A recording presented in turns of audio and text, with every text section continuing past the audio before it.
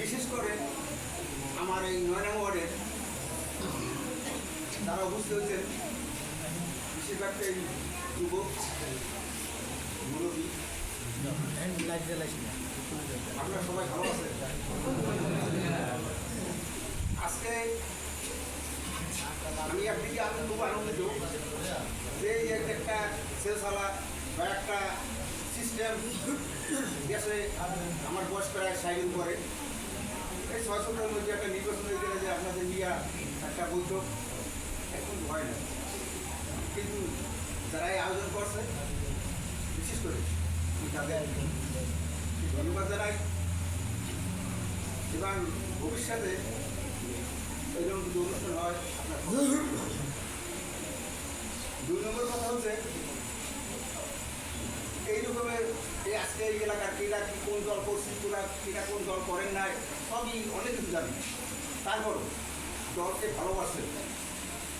ভালোবাসেন, দলে যারা আছেন তাদের ভিতরেই আপনাদের ভালোবাসা, আন্তরিকতা এবং অত্যন্ত বিশ্বাস আছে বিদায় আপনারা দলের সঙ্গে কিছু নিয়ে কিছু নাই।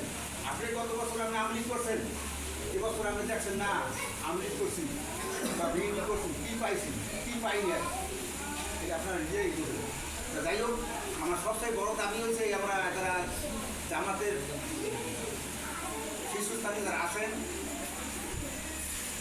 সবার কাছে আমার অনুরোধ, যারা দায়িত্বশীল আছেন, আমাদের আচার আচরণে আমাদের কোনো কথায় আমাদের কোনো ছোট্ট কর্মী যেন কোনো আঘাত না পায়। ভুল এরা করবে, ঠান্ডা মাথায় ডাকিয়া তোমার এটা ভুল হবে, আমার মনে হয় সুন্দর।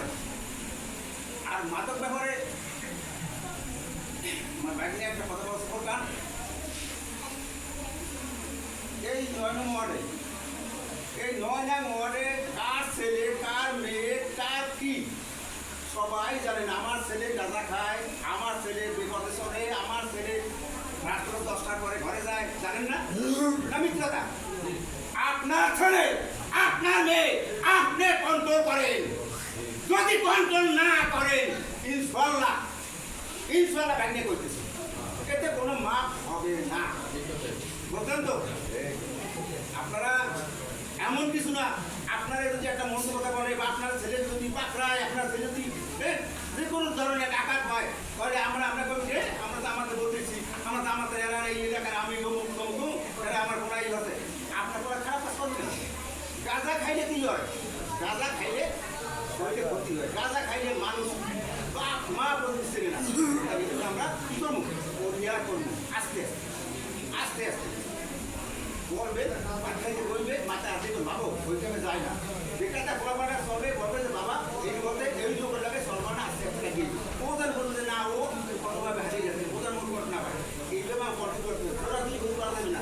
আর যে তোরা তুমি 2-3 তার তো শুনবে না, ইনশাল্লাহ কোনো কিছু এখন সামনে নির্বাচন আসতেছে,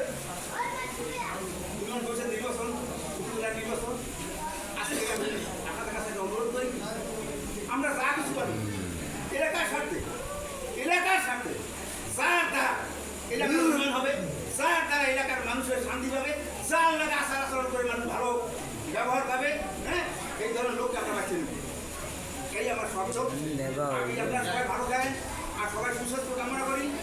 সবথেকে বড় কথা আবার বলছি, যদি কেউ ছেলে মেয়ে জানা মতে আমি জানি আপনি জানি আপনার গাছ ছেলে মেয়েকে কন্ট্রোল করে, ইনশাল্লাহ কন্ট্রোল করলে তোর এই ৯ নম্বরে কেউ ওই বাড়ি পেয়ে যাই মাস্তানি করবে না, তোর প্রায় রাখা খায়, ঠিক আছে?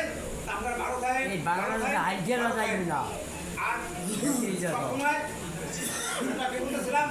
বেগুতে ছিলেন, নামাজ পড়েন, আল্লাহর কাছে পানাসান যে আল্লাহ আমি জীবনে বিশেষ মা ভুল করছি, সামনে আর করবো না, নামাজ পড়ে আল্লাহর কাছে আল্লাহ